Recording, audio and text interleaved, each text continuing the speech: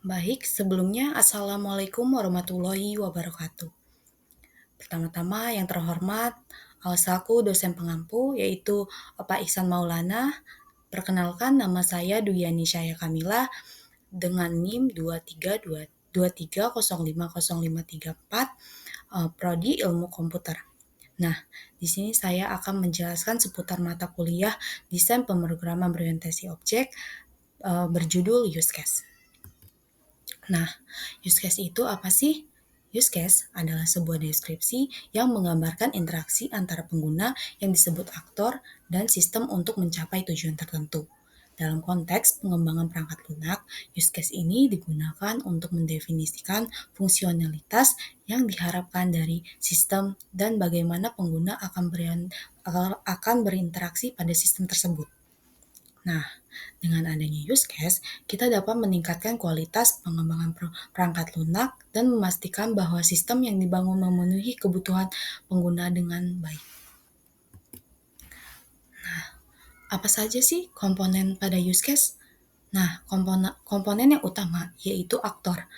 Aktor ialah entitas yang berinteraksi dengan sistem. Aktor bisa berupa pengguna manusia, sistem lain, atau perangkat keras. Yang kedua, ada sistem. Sistem digambarkan ke dalam bentuk persegi untuk membatasi use case. Dengan interaksi luar, sistem umumnya diberikan label yang sesuai. Namun, umumnya sistem ini tidak diberikan gambar karena tidak terlalu memberikan makna pada sebuah diagram. Yang ketiga, ada use case. Komponen gambaran fungsional dalam sebuah sistem sehingga konsumen membuat saling mengenal dan mengenal alur sistem yang akan dibuat. Nah, dengan adanya pemahaman komponen-komponen pada use case, kita dapat membuat use case yang lebih efektif dan komparatif, yang akan membantu pengembangan perangkat lunak dan memastikan bahwa sistem memenuhi kebutuhan pengguna dengan baik. Nah, selanjutnya, gambar apa aja sih simbol-simbol pada use case pada diagram? Nah, berikut adalah simbol pada use case. Yang pertama yaitu aktor. Nah, aktor ini memiliki peran orang, sistem yang lain, atau alat ketika berkomunikasi dengan use case. Nah, di sini ada simbol use case seperti bentuk oval, yaitu abstraksi dan interaksi antara sistem dan aktor. Nah, selanjutnya yang ketiga ada association. Itu seperti tanda panah. Ia adalah abstraksi dari penghubung antara aktor dengan use case.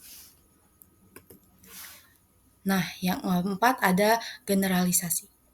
Seperti tanda panah putus-putus menunjukkan spesialisasi aktor untuk dapat berpartisipasi dengan use case. Nah, yang kelima ada include, panah ke samping. Nah, include ini menunjukkan bahwa satu use case seluruhnya merupakan fungsionalitas dari use case lainnya. Yang keenam ada exit. Nah, ini tuh menunjukkan suatu use case merupakan tambahan fungsional dari use case lainnya jika suatu kondisi terpenuhi.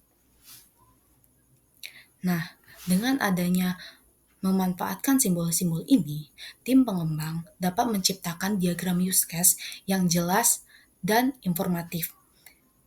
Pada gilirannya, meningkatkan pemahaman dan kolaborasi dalam pengembangan perangkat lunak. Nah, manfaat use case sendiri itu apa sih? Yang pertama, ada kemudahan bagi pengguna. Use case membantu pengguna untuk mengembangkan pemahaman yang kebutuhan dan harapan pengguna dengan lebih baik dengan mendokumentasikan interaksi pengguna. Yang kedua, komunikasi yang efektif.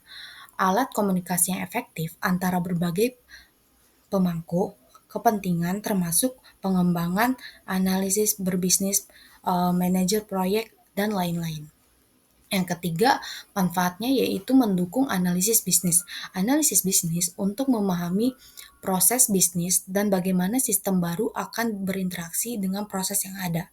Nah, dengan adanya manfaat ini sendiri, tim pengembang dapat meningkatkan efisiensi, efektivitas, dan kualitas pengembangan perangkat lunak, memastikan bahwa produk akhir akan memenuhi kebutuhan yang pengguna harapkan. Nah, di sisi lain ada contoh use case pada diagram.